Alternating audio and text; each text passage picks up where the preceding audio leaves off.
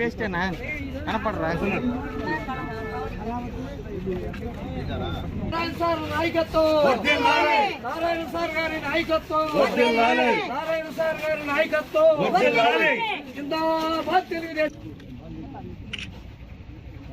వీళ్ళంతా housing board shift అయ్యారు sir 1.5.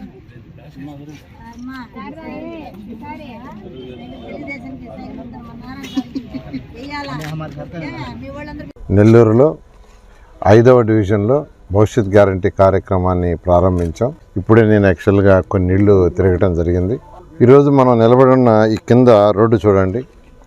ఈ రోడ్డు ఆ రోజు తెలుగుదేశం యొక్క ప్రభుత్వం వేసిన రోడ్డు.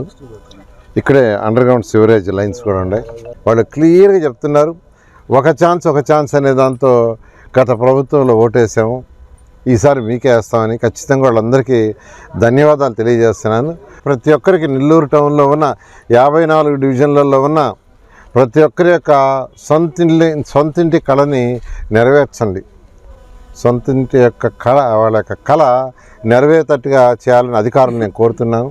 ఖచ్చితంగా 2024లో అత్యధిక మెజార్టీతో తెలుగుదేశం వస్తుంది. ప్రజలకి సుపరిపాలన ఇవ్వటం జరుగుతుంది.